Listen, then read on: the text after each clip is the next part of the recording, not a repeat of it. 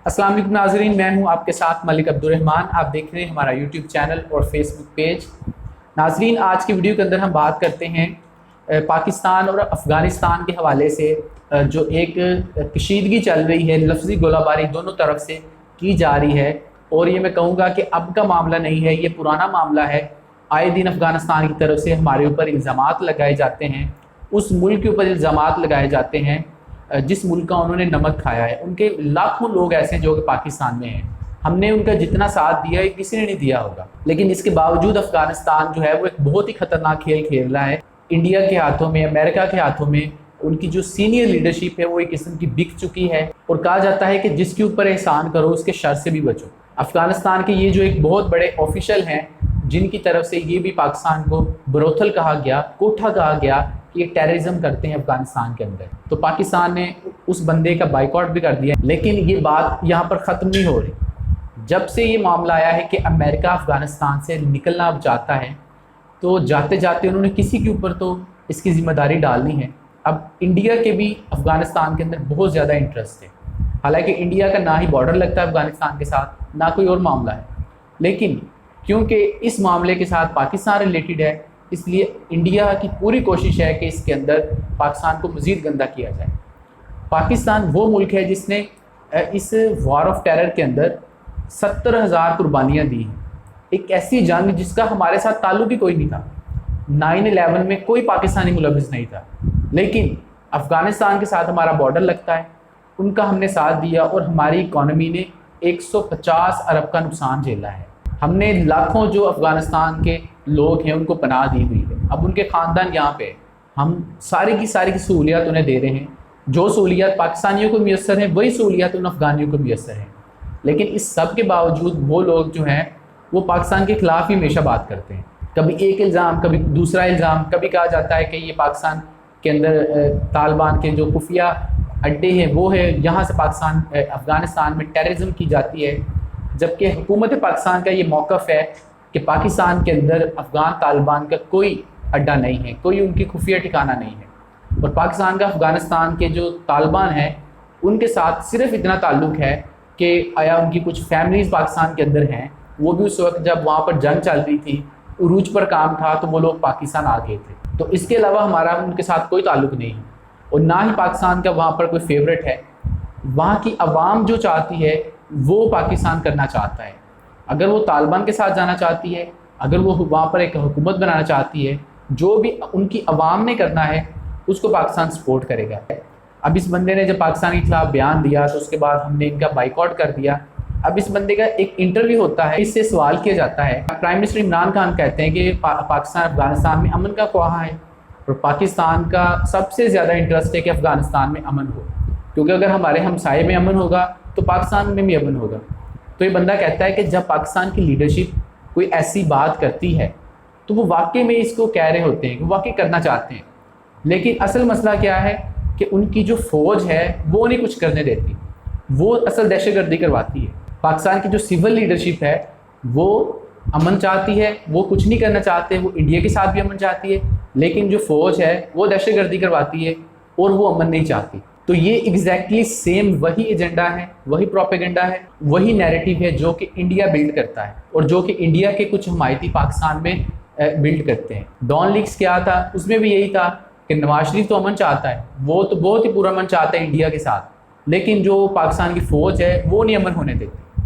अब वही बयानिया जो है वो उस बंदे का है। और कुछ रोज़ पहले ये बंदा लंदन के अंदर नवाज शरीफ से मुलाकात कर चुका है और ये भी तफसीलात आई हैं कि नवाज शरीफ ने 2 और लोगों से मुलाकात की है और उनका ताल्लुक इंडिया से है।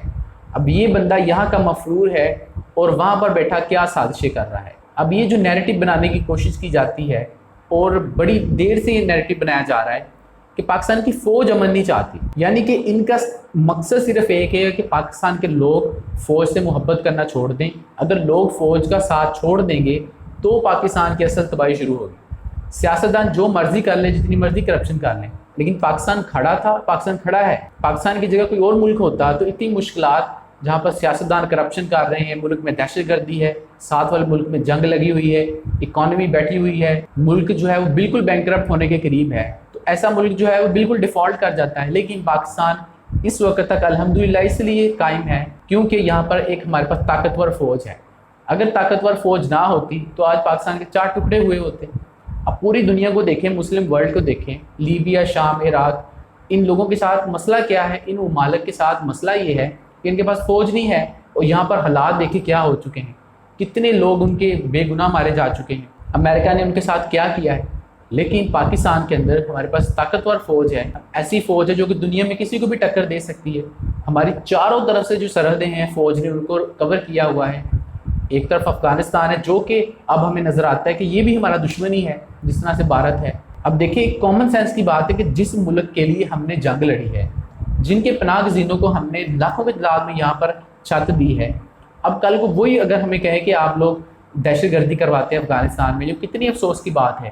تو اتنا سب کچھ ہم نے آپ کے لیے کیا ہے، آپ نے ان کو بالکل سائڈ لائن کر دیا ہے. یہ ایک فوٹیج سامنے آتی ہے جس میں افغانستان کے بہت سارے فوجی ہیں اور ان کے کمانڈر ہیں جو کہ پاکستان میں پناہ کی وہاں پہ درخواست کرتے ہیں بارڈر کے اوپر، اور ان کو پناہ دے دی جاتی ہے پاکستان کی طرف سے، اور اس کے بعد ان کو افغان حکام کو واپس کر دیا جاتا ہے. تو اس کے اوپر اب حکومت پاکستان کو چاہیے کہ یہ کام اب حد سے زیادہ بڑھ چکا ہے. ان لوگوں کے ان کی زبان میں ہی ہمیں جواب دینا چاہیے، نہ کہ ان لوگوں سے ڈرنا چاہیے. ان لوگوں کے لیے بالکل سرحد بند کر دینی چاہیے. افغانستان کے اندر ایک مرتبہ پاکستان ایمبیسی میں ویزوں کے لیے تھا کہ پاکستان کے ویزے کھلے ہیں، تو پکچر میں آپ دیکھیے، میں آپ کو اسکرین کے اوپر دکھا رہا ہوں کہ ہزاروں کی تعداد میں لوگ یہاں پر ویزا کے لیے اپلائی کرنے کے لیے آئے تھے. یہاں سے لوگ، کابل تک سے لوگ آتے ہیں شوکت خانوں میں علاج کروانے کے لیے، یہاں پر یونیورسٹیز میں پڑھتے ہیں. جو اصل بات ہے جس کی تکلیف ہے ان لوگوں کو، انڈیا کو بھی امریکہ کو بھی، وہ یہ ہے کہ پاکستان نے اب بالکل پہلی مرتبہ ان کو صاف الفاظ میں کہہ دیا ہے کہ نو مور.